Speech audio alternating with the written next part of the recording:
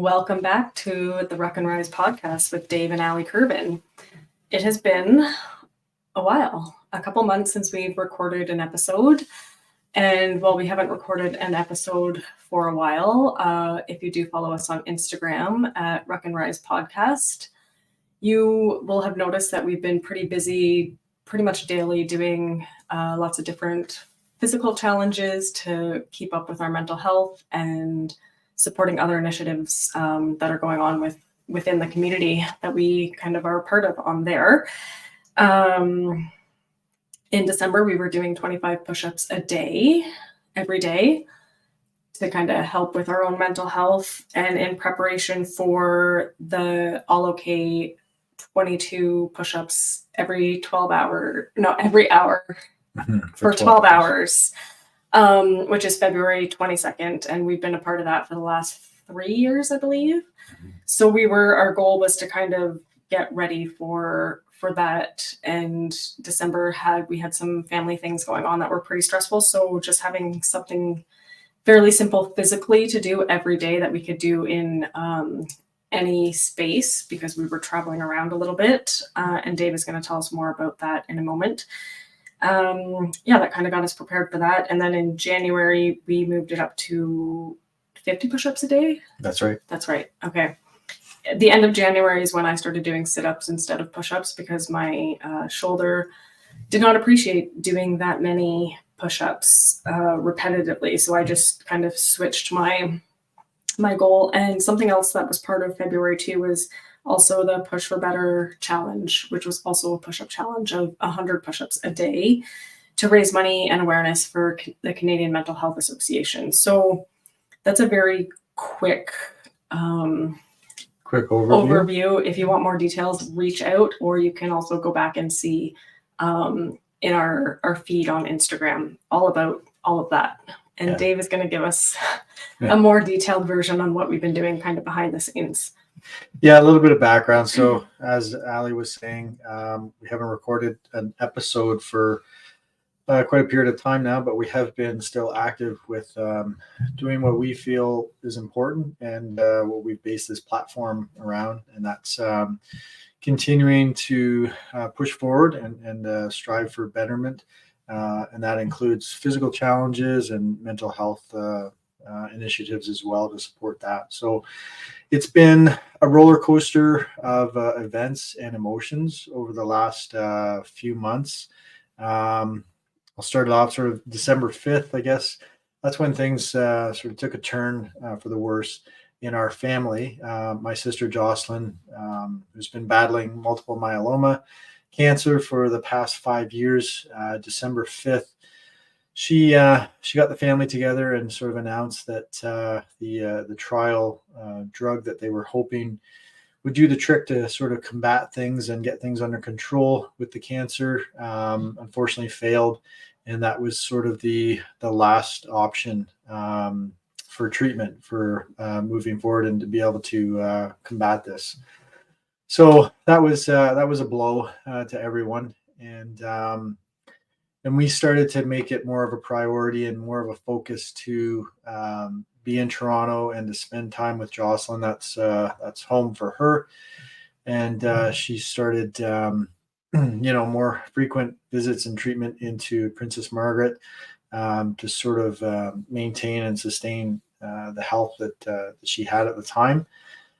And so then that led us to Christmas. I mean, we managed to spend a really nice Christmas together as a family, minus my father, who unfortunately ended up, sick with a cold. So he took himself out of the environment in Toronto and took himself away from my sisters so that that wouldn't impact her health at all. And then unfortunately, in turn, his health took a bit of a turn. So actually, Boxing Day, Christmas Day. Boxing Day. A trip to emergency. Boxing Day, yeah. A trip to emerge with my father. He's fine now. To make sure he's fine. He's fine now. But we had, just a minor scare on top of everything that was going on with my sister. So, and then, once Jocelyn, once it was known that things were going downhill and it wasn't going to be a good outcome. Jocelyn made the decision that she would like to have her own celebration of life, so her own party, which personally I think is a fantastic idea. And so that was her goal, and that was the goal of the family as well, is to support that. So we came together and we created this amazing party for her at the Granite Brewery in Toronto, which is right around the corner from where she lives. So I think we had about 140, 150 people show up to show their support and to visit with Jocelyn. And I think she mustered up all the strength and energy saved up for the entire week leading up to January 7th. That was the date of that celebration of life.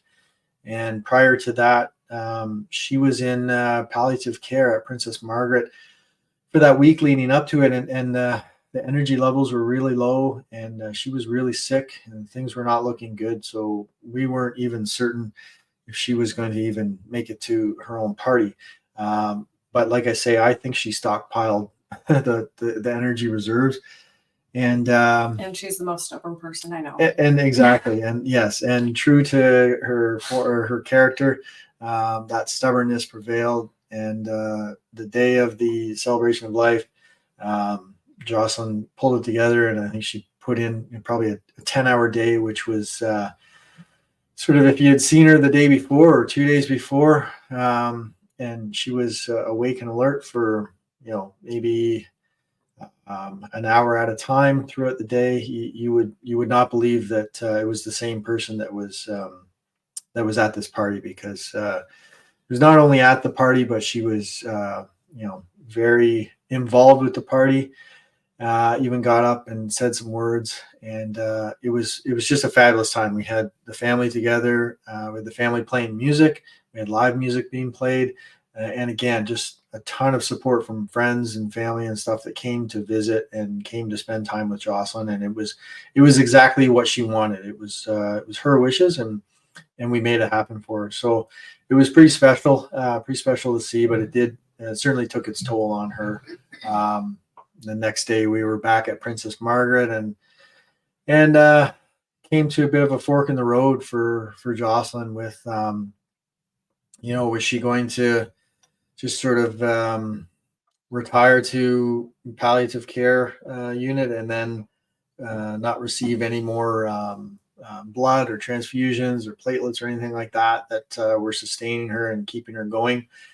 And she kind of recognized that if that was the course of action, then she might not last to the weekend at that point. This was Monday morning. So Jocelyn was not finished with what she wanted to do in life, and the visits that she wanted to have, and the time she wanted to have with family and friends. So she opted to initiate home palliative care and then continue going into Princess Margaret twice a week for blood products to keep her sustained. And so did that for a period of time, and then it just got to a point where that was no longer feasible and was no longer sustaining her. It was no longer safe either. Exactly. It was no longer safe for her to be home. There were some vision impairments coming on, and the strength and that sort of stuff. So made the decision that, and based on some research of where she would like to spend her final days, it ended up being Bridgepoint Hospital in Toronto. So made the decision that it was time to move into Bridgepoint. And between both health centers, Princess Margaret and Bridgepoint, I can't say enough good things about the teams and the healthcare and the individuals that do their part in making sure that not only the individual is well cared for and looked after, but also the family as well. Had just incredible support with her team at Princess Margaret, and then when she moved into Bridgepoint as well, the care just was maintained throughout, and that's at the highest standards. So I can't say enough good things about the team at both those places. So and then Bridgepoint, things really started to deteriorate, And but we were very blessed with having a lot of time together as family, and we took time off work, and we made sure that the priority was being with Jocelyn. And so I know she felt supported and felt loved at the end, and she got all the time in that she wanted to get in with family and friends. And then sadly, on February the 5th, at about 2:30, 2:45 in the morning, she passed away peacefully with my parents at her side. And then myself and my uncle were close by in the city, and we made the trip over.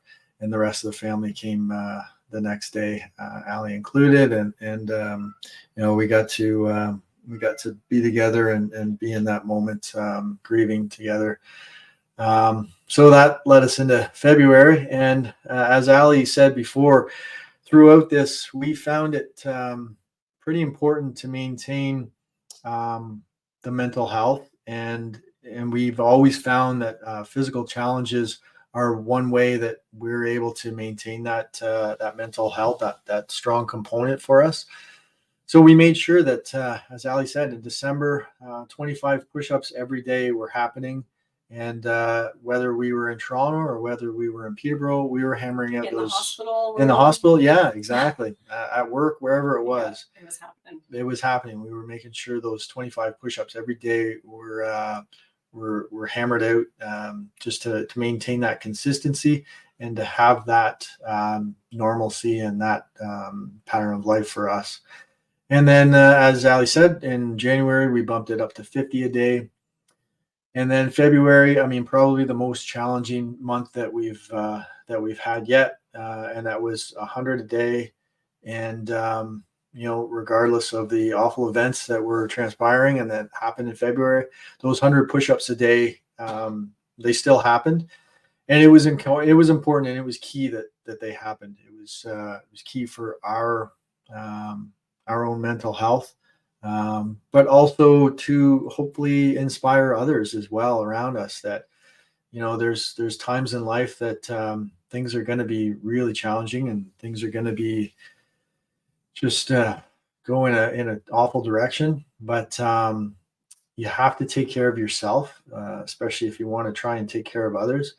And that's what we were doing for ourselves. We were doing those push-ups, doing those physical challenges to take care of ourselves. And so 100 a day, and then as Ali and as a little nod to Jocelyn as well, because she proved over and over again that she just would never give up, and she never did. And so even though February was hell for us, we did it for her and in honor of her, and because she continued to inspire us every day. And well, she still does even now, but it was just it was just something else that we felt like we needed to do for her. Absolutely. And and to that point, I spoke of it this past March, or this past Saturday, so March 9th was the memorial service that we had for Jocelyn here in Peterborough. A little bit of closure for the family and friends, but I spoke at it, and I touched on exactly that point, that inspiration that we drew from Jocelyn. So many times I would drive into the city or drive to go visit Jocelyn and think to myself, I need to muster up the strength to inspire her, to try and inspire her to, stay positive throughout this. And then I would show up and I would see that something had changed in her health or deteriorated. And Jocelyn just adapted. She never once, felt defeated or showed any sign of defeat or depression. She just rolled with whatever change came her way.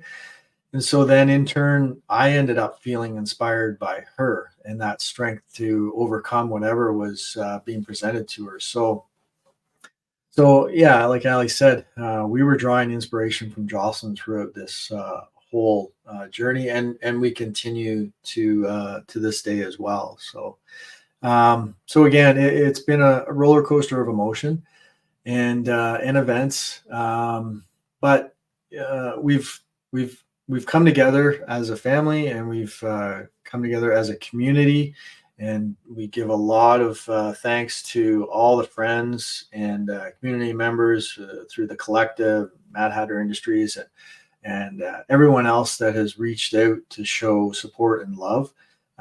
It's been a big help, and we've talked about the importance of community in the past, and it's just it's come to light here, and it's never been more apparent and more present than what we've felt over the last few months. So we're very, very appreciative of that.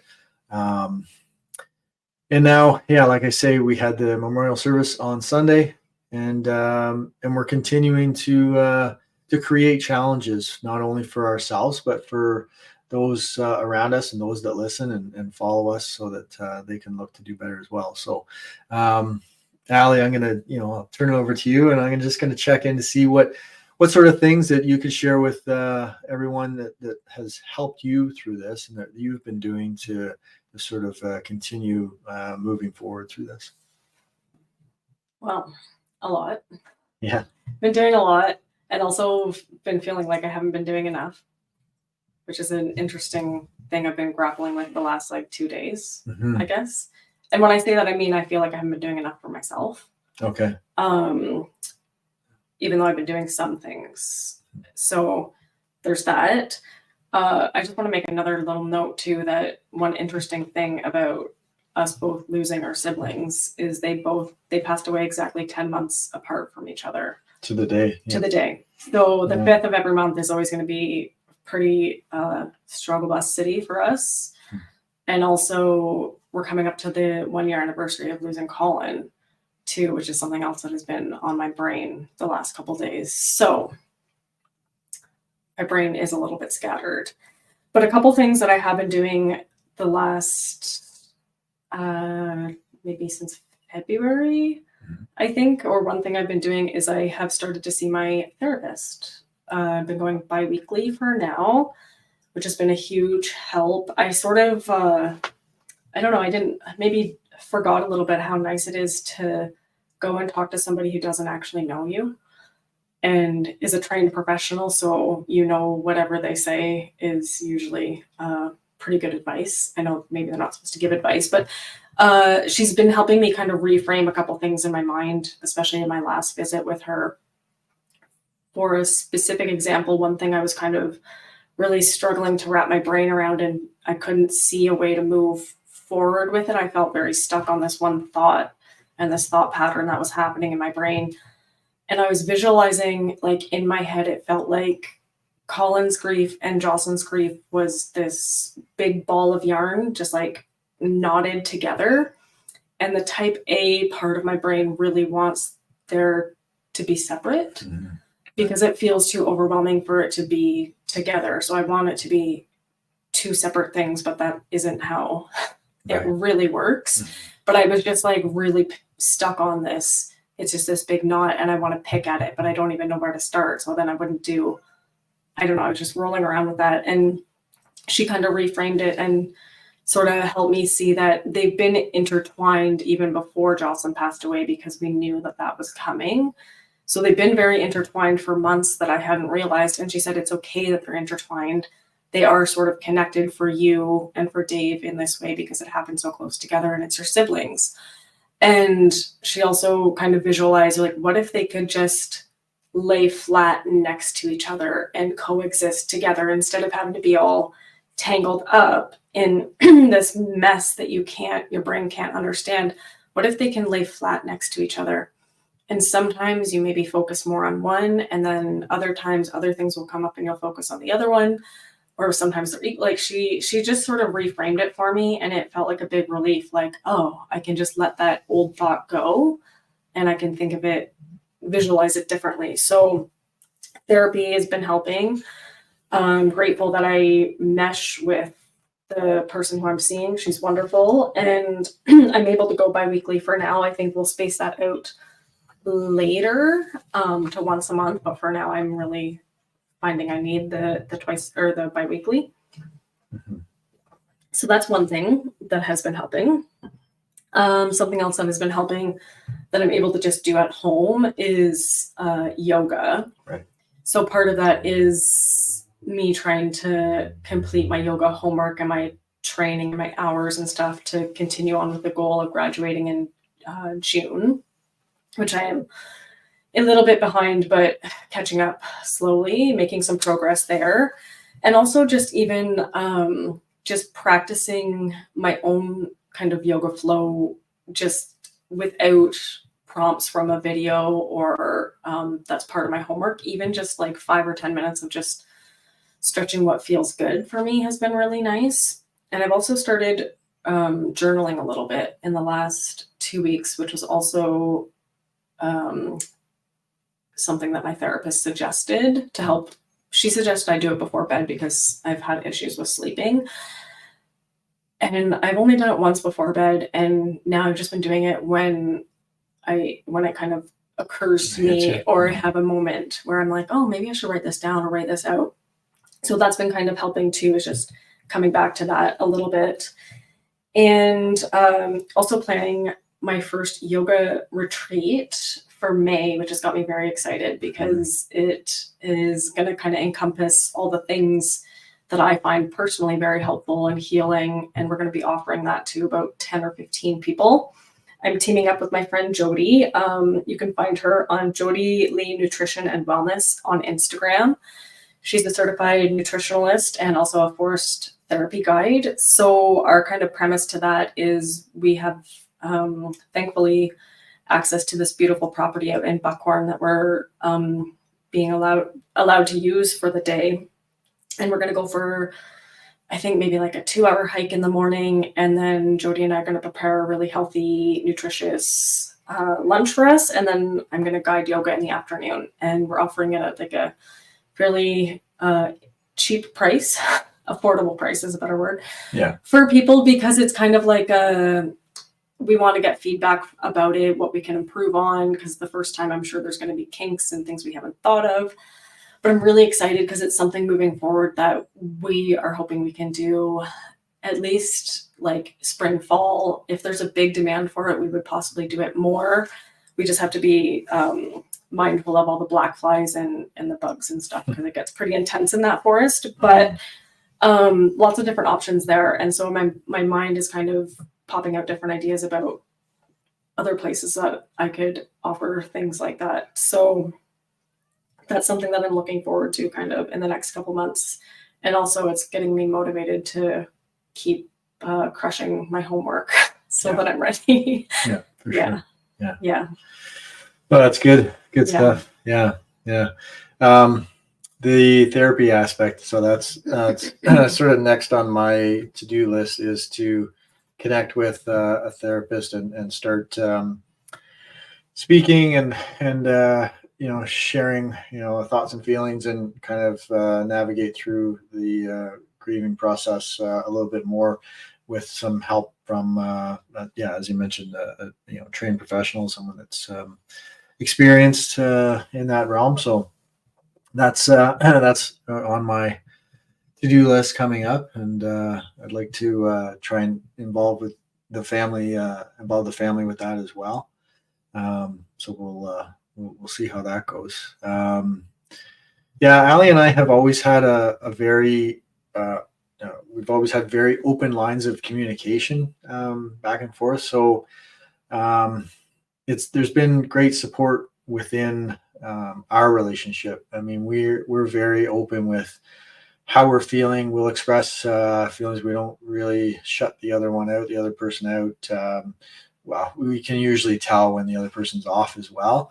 But even in questioning it, we're very honest with if we are going through having a bad day or some bad moments and things like that, we'll actually express it, which I think has been very beneficial and helpful for both of us, navigating this together. As Ali mentioned, I mean, less than a year apart, and we're each grieving the loss of a sibling, which neither one of us would have thought that possible, backing up 18 months. So it's a big help to have, the partnership that we have and the support that we have between each other. So, and then, we just continue to create goals and create challenges. And that sort of leads us into March, what we're working on right now and what we've established right now. So for March, we had push-ups kind of as the challenges through December, January, February. And we knew we wanted to sort of change things up a little bit or create something different for March. And then with the passing of my sister, we also knew that we wanted to tie it into her life somehow. And so a year ago this time, my sister helped create March as the myeloma month in Toronto. And then the city of mayor, or the mayor of the city, declared the month of March Myeloma March in Toronto. So, and then they had a big ceremony, and I think it was on the 5th, or it was around. It was close to March 5th. That they met at Nathan Phillips Square, and they lit up the CN Tower red in honor of it being Myeloma Month. So it was a big undertaking and a big accomplishment for my sister. So we knew that we wanted to honor that some way.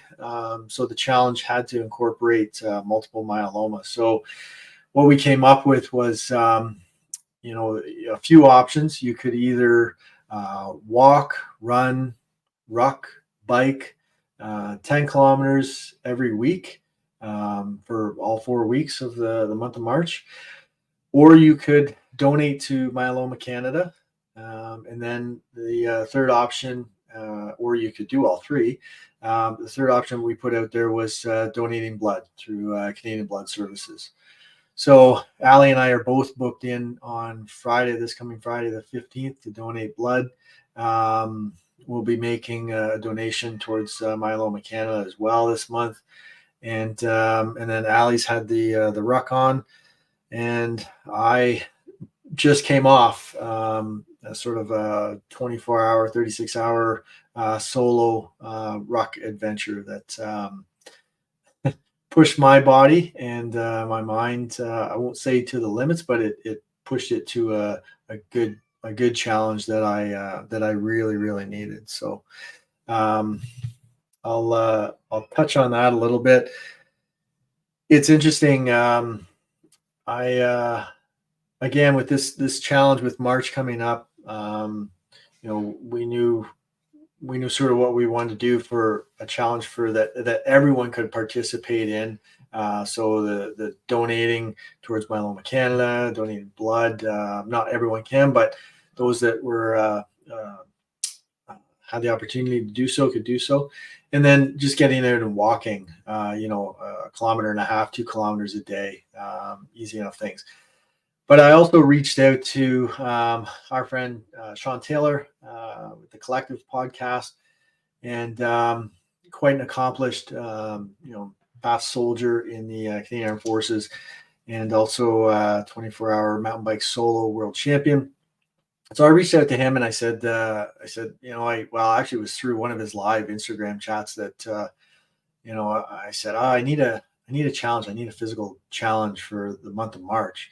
And part of me knew as soon as I put the question out there regret. that I would regret this somehow.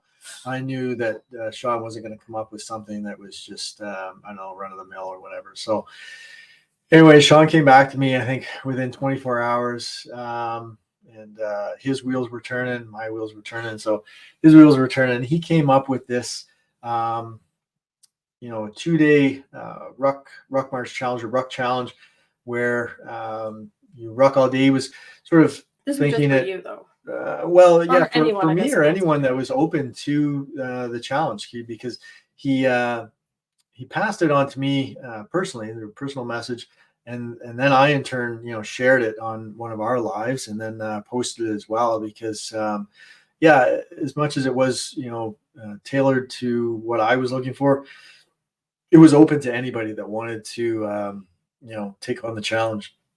And so the challenge was, you'd spend, he was gearing it towards like a weekend. So you would spend Saturday, all day Saturday, rucking for the entire day, sort of inserting to an objective through sort of challenging terrain and going essentially undetected, because the scenario was that we were in a post-apocalyptic zombie wasteland. So you didn't want to be detected by any potential zombies that were in the area. So all day ruck Saturday to your objective, to your layout point. You would establish your sort of your hide or your layout point, camouflage that, conceal it, and then spend an hour of daylight time with eyes on your objective. So doing a little bit of reconnaissance, and then an hour nighttime, same thing, doing an hour of reconnaissance on the objective. And then with the cover of night, then you would exfil off your objective and back to your initial infill point, and then finish off your sort of weekend of hard rucking. So as soon as Sean threw it out, I knew for me it had to be Northern Ontario, for many reasons. One of those reasons being I knew that I would find areas that would be secluded, and I wouldn't be around a lot of people, and I could find those areas.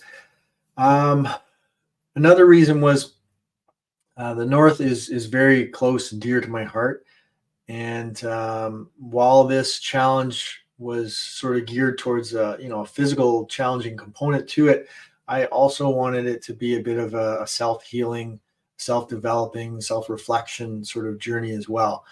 And so with the north being so close and dear to my heart, I knew that was a place that I could go where I could openly receive that and find that. So I chose Northern Ontario. And I also knew that I could choose a route that was going to be quite physically challenging to reach my objective. So I drove up, left early morning, yesterday morning, and drove up. I ended up with absolutely beautiful weather. It was sunny. So, while sometimes I embrace less than ideal weather conditions for a challenge like this, because it really puts you through the paces of overcoming a lot of adversity. I think I was it was a very welcome surprise to have the sun shining and 0-degree temperatures, and so initially where I thought I was going to step off from, I had to change. I did have a couple of COAs, so course of action options available. So I knew that if the first one didn't work out, then I could park the car and leave the car safely, and then step off from a different location, and then still meet my checkpoints and hit my objective. And so I did that, but I underestimated the amount of snow that is present up in Northern Ontario. I mean, we're here in Peterborough, and today I think it was 14 degrees. Yesterday it was a little bit cooler, but there's no snow on the ground at all, and there hasn't been snow on the ground for a little while now. But you travel, 6 hours north, and there's quite a bit of snow on the ground, quite a bit of snow in the woods. So I sort of underestimated that. And I'll be honest, I have not had the ruck on my back for a while. And this was a heavier ruck based on part of the challenge being you had to be self-sufficient for the entire time you were out there. So you couldn't have any resupply of water or food or any resources, anything you need, you had to bring with you in your ruck. So that meant for a bit of a heavier ruck. I think I was looking at 60 plus pounds when water and stuff was on board there. So a little heavier than what I've been rucking with, but I mean that's sort of well within the norm of what you would see as far as the infantry side, and it would even increase on that. So anyways, the movement was quite slow and quite challenging, trying to go through some denser wooded areas where I knew, people would not be, I would not encounter people, and that people wouldn't follow me either. So yeah, slow going. I stripped down a lot of layers to avoid overheating. Um, but I'll be honest, it was exactly what I needed. That whole journey, the whole time up there. I knew I wanted to stick with the sort of infantry skill and the physical challenge of it, but at the same time, I also wanted to allow myself time to sit and be patient and just be in nature. And I did that. I had lots of time to sit on the riverbank and just listen to the water flow by, and give some reflection, and allow myself some time to grieve and to think about Jocelyn, and to think about everything that we've gone through over the last few months, and just sort of embrace the moment and just be in the moment. And yeah, like I say, listen to the sounds. The sun was, beating down my face. I'm pretty sure I came home with a sunburn. So um, Could but barely walk up the stairs. so getting out of bed today after a nap. Yeah, the body is feeling I think probably in total close to 20K of rucking, but very challenging rucking. So challenging terrain, some steep inclines, some steep declines. A couple times I thought I was going to just take the ruck off and ride it like a toboggan down some hills. So it was very physically demanding, and my body just hasn't been conditioned for it. So, but um, I invite that, to be honest with you, because I know my body will heal, and I know I'm capable of it, and this is temporary. And so go on. Well, that's where the learning happens. Like Right. that's one of the many benefits of doing stuff like that. This is like what you learn about yourself in the process. Yes. That's one of the things that I'm very interested in and that I love. Yeah, absolutely. Yeah, you're right. Like it was a learning process, and as I say, I knew it'd be physically demanding, and I knew it would take its toll on me physically, but I also knew that, well, that's temporary, and that's going to heal. And it's good to have that mindset, to know that you can push your body, and the pain and even the healing after it's all temporary, unless you really sustain a serious injury. But for the most part, just muscle soreness and acheness, that's going to go away with time. But what's really going to last, and what really I think is going to last with me, is the self-reflection and the just the grieving healing process that I allowed myself to take on and to have happen while I just sat in the woods on my own and just listened to the sounds of nature. Much like Allie, I journal as well, and so I did some writing while I was up there, which was very therapeutic for me. And then even just sleeping in the woods. A couple times I was, under a fallen tree that I chose as a sleeping spot, and it was good for concealment and good for, no one would know I was there. But same time, I didn't get to embrace or enjoy the stars. And they're, Northern Ontario, when it's a clear night, I mean, the stars that you see, it's just, I don't know, it's hard to explain, but it's sort of endless. So I did relocate to higher elevation, and allow myself to just lay under a rather open area, and just lie and look up and watch the stars for a while. And again, just sort of think about, what I had processed over the last few months, and how I was going to move forward through this. And I'll be honest, I came home pretty recharged, even though my body physically is very drained and recovering. My heart and my mind are very, very recharged, and I think that's the important takeaway from that whole journey for me personally. So I'm glad I did it, and I really, really encourage anyone, if they're thinking of it or considering of it, reach out to me. I've got the full battle procedure orders written out for my little quote unquote mission of Operation Zombieland, and also my after action report is written out with sort of the pros and the cons, so the points to sustain and points to improve, both from a tactical point of view, but also from a self-reflection and mental health point of view as well. So like I say, it was exactly what I needed, and I highly encourage, if you're thinking of doing something like that, reach out to me. Bridezilla will plan it for you. I'm not gonna plan for you, but I'll help with the planning.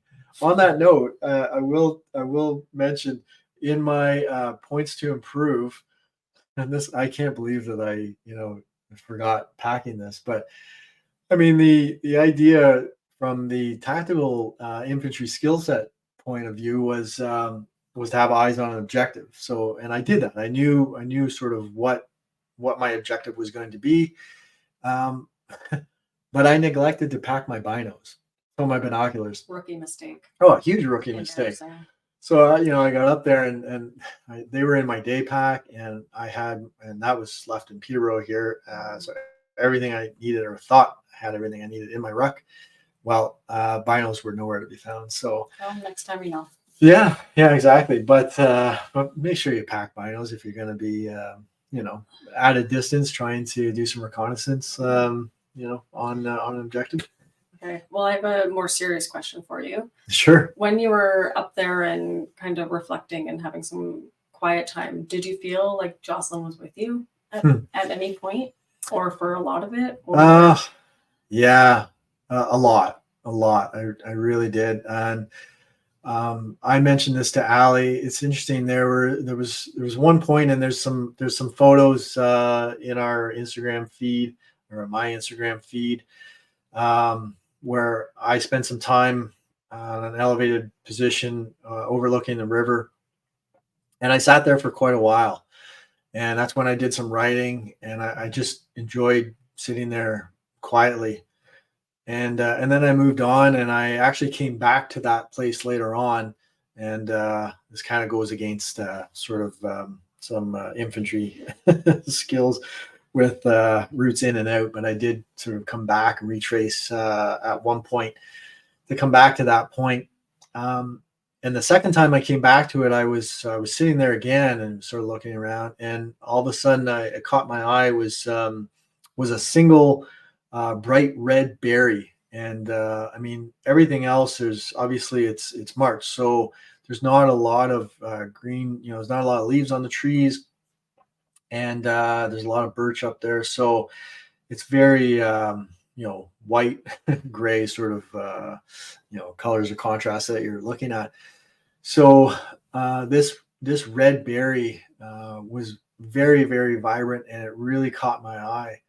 And I knew, and I thought of Jocelyn immediately, because I mean, red is her favorite color, and she always wore bright red things. The urn that she helped pick out and choose to have her ashes in is red. So yeah, there was that moment, and then also there were periods of time where I would just be rucking along, and I would stop and just listen to the sounds around me. Well, I'd stop for various reasons. Some of them were tactical, but other times it was just to stop and listen to nature. And I'd be a bit overcome with emotion, and I'd be thinking about Jocelyn and just really missing her, and just I would allow myself to feel those emotions, and kind of let the tears flow, and gather myself and carry on. But I had a lot of time where I was I would say present with Jocelyn. Yeah. So, yeah. Yeah. Cool. Yeah. Yeah. I mean, we both spent time in that area. Mm-hmm. The park that I was trekking through at times, we both spent time there as well. So yeah, it's good. So yes. So now we're moving on to as we said, the March challenge. I want to tell them about the prize pack. Yeah, I was hoping you would, because we are sitting here. For those listening, obviously you can't see, but for those watching on YouTube or whatever, we're sitting here in our Mad Hatter Industries new apparel, with the "Keep Pushing Forward" logo down the arm and on the back. And yeah, we're modeling part of the prize pack, and Allie can fill you in on that. Don't worry, we ordered these ones are Yeah. ours. We ordered separate ones. We're Yeah. not like wearing the ones that we're gonna give away because that Put would be back in the bag. weird. Just had to say that. So that's part of it. We're gonna throw in some Rock and Rise mugs that we're having made up. We've got some stickers. We've got a journal from Mad Hatters. We have stickers from Mad Hatters and from Rock and Rise. I think that's it. That's our prize pack. That's our prize pack. Yeah. So kind of how you can jump in on this is like Dave said, walk, run, ruck, or bike a minimum of 10 kilometers per week. So we tried to make it accessible to as many people as possible. And tag us so that we know you're doing it. Or if you don't want to tag us at Rock and Rise Podcast on Instagram, send us a private message on there if you don't want to do it that way. Just so we know, and that would get you one ballot. And I'm kind of I am keeping track of that. And then 2 ballots is if you donate blood. And I think 1 ballot if you do a donation. So lots of different ways. Myeloma Canada. To Myeloma Canada. Yeah. And yeah, so lots of different ways to get in on that. There's still about half the month left, more than half the month left. So it's not too late to join now if you want to do that. And yeah, it's gonna be great. The shirts are fantastic, by the way.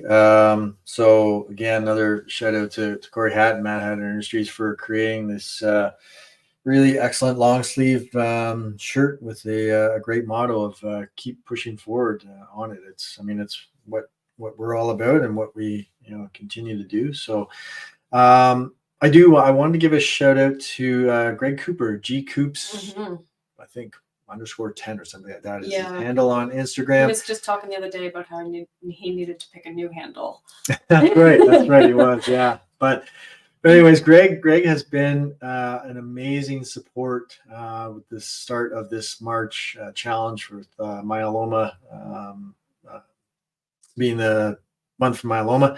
He has really been pushing, promoting this challenge and promoting the mental and physical health component to it. He's been out every day.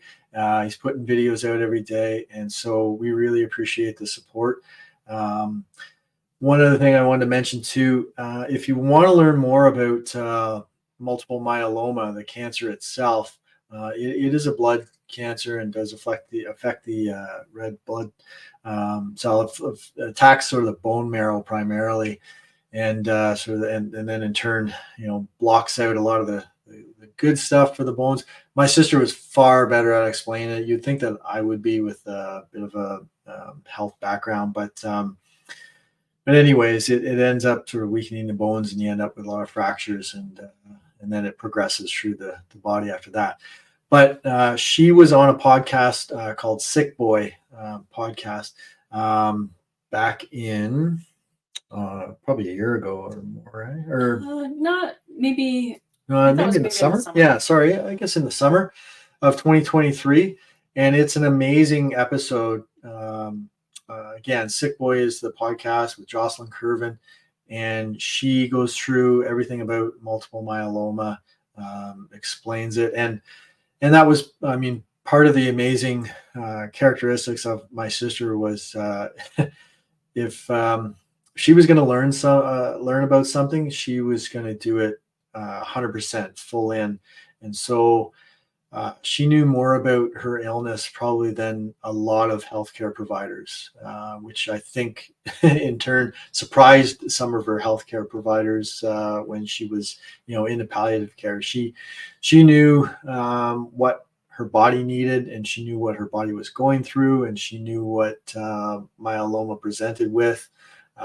So again, I highly encourage people to have a listen to that Sick Boy podcast with my sister, because it gives a lot of insight on what multiple myeloma is. So, yeah. Mm-hmm. On that note, I think we'll wrap it up. We really wanted to come on and touch base and just kind of fill people in on what we've been going through the last few months and how we've been navigating this grief process. But we're still pushing forward. We're still continuing to set goals and achieve them. And I, again, said it before, but I think that's key. Keep setting goals and keep moving forward towards them. And, you'll keep coming out better on the other side. So.